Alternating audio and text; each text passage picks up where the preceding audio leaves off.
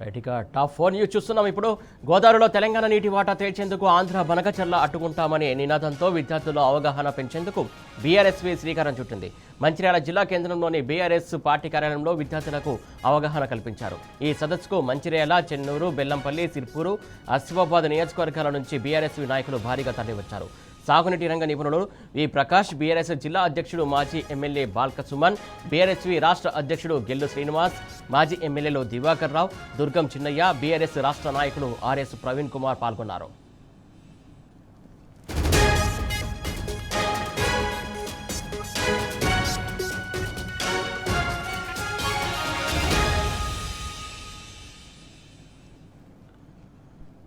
Banakacherla project Godavari నదిలో తెలంగాణ 200 టీఎంసీల నీటి వాటా కోల్పోయే పరిస్థితిని కాంగ్రెస్, బీజేపీ, టీడీపీ వల్ల తీసుకొచ్చాయని బీఆర్ఎస్వీ నేతలు మండిపడ్డారు. తెలంగాణ ప్రాంత ప్రజలకు చేస్తున్నటువంటి అన్యాయాన్ని కరపత్రాల ద్వారా వివరించారు. తెలంగాణ నీటి హక్కులు కాపాడాల్సినటువంటి ముఖ్యమంత్రి రేవంత్ చంద్రబాబుకు లొంగిపోయి లోపాయికారిగా సహకరిస్తున్నాడని బీఆర్ఎస్వీ నాయకులు ఆరోపించారు. ఢిల్లీ వేదికగా హై లెవెల్ కమిటీకి ఒప్పుకుంటూ సీఎం రేవంత్ పెట్టినటువంటి సంతకం తెలంగాణ రైతుల పాలిట మరణ శాసనం కానున్నదని మండిపడ్డారు.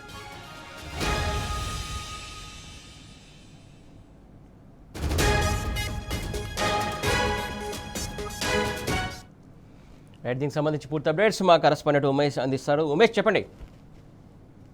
సురేష్, ఏదైతే మంచిర్యాల జిల్లా కేంద్రంలోని బీఆర్ఎస్ పార్టీ ఆఫీసులో బనకచెర్ల ఏదైతే లింకు ప్రాజెక్టును రద్దు చేసి గోదావరి నదిపై తెలంగాణ హక్కులు కాపాడాలంటూ బీఆర్ఎస్ ఆధ్వర్యంలో విద్యార్థి సదస్సు ఏదైతే జరుగుతా ఉన్నది.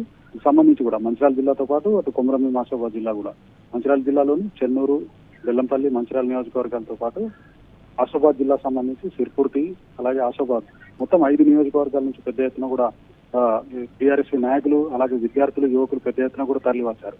ప్రధానంగా కూడా ఏదైతే ఈ కార్యక్రమానికి సంబంధించి మంచిర్యాల జిల్లా బీఆర్ఎస్ పార్టీ అధ్యక్షుడు మాజీ ఎమ్మెల్యే బాల్క సుమన్తో పాటు బీఆర్ఎస్వి రాష్ట్ర అధ్యక్షుడు గెల్లు శ్రీనివాస్, అలాగే మాజీ ఎమ్మెల్యేలు దుర్గం చిన్నయ్య, దివాకర్ రావు కూడా ఏదైతే ఈ కార్యక్రమంలో పాల్గొన్నారు.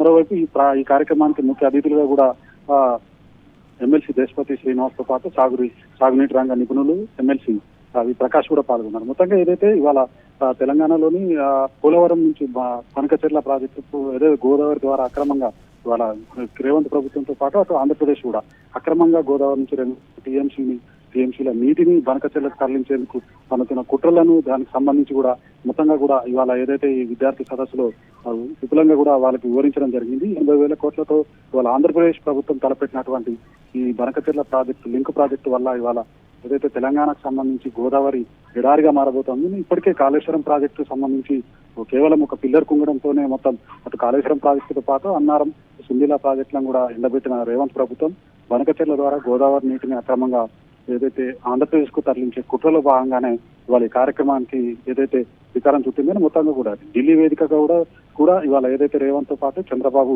నాయుడు ఇటు కాంగ్రెస్ ప్రభుత్వంతో పాటు అటు ఏదైతే చంద్రబాబు ప్రభుత్వం కూడా ఇవాళ ఢిల్లీ వేదికగా ఈ ఒప్పందంపై సంతకాలు చేసి ఇప్పుడు ఏదైతే మొత్తంగా కూడా బనకచెర్ల లింక్ ప్రాజెక్టుకు అక్రమంగా నీటికి తరలించేందుకు కుట్రలు పంపుతున్నారంటూ వక్తలు కూడా ఏదైతే యువకులకు అలాగే విద్యార్థులకు అందరికీ కూడా విపులంగా కూడా వివరించడం జరిగింది. మొత్తంగా ఏదైతే ఇవాళ ఆంధ్రప్రదేశ్ ప్రభుత్వము ఇటు తెలంగాణలోని రేవంత్ ప్రభుత్వం కూడా ఏదైతే పన్నుతున్న కుట్రలను విపులంగా కూడా వాళ్ళంతా కూడా వివరించడం జరిగింది. మొత్తంగా ఏదైతే కేంద్రానికి సంబంధించి కేంద్ర ప్రభుత్వ రంగాలు 4 సంస్థలు కూడా ఇవాళ బనకచెర్ల ప్రాజెక్టును వ్యతిరేకిస్తున్నప్పటికీ కేంద్ర ప్రభుత్వం కమిటీ వేయడం పట్ల కూడా ఇవాళ బీజేపీ, టీడీపీ, కాంగ్రెస్ కలిపి తెలంగాణపై కుట్రలు చేస్తున్నాను.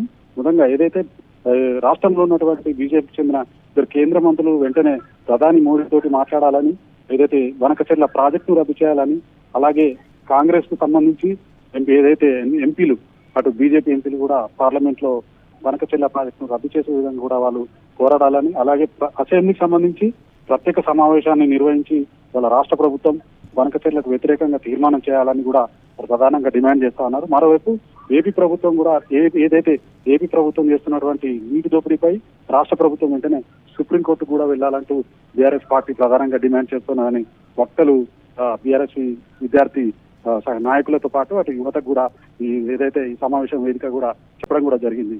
Suresh, right, thank you Umesh.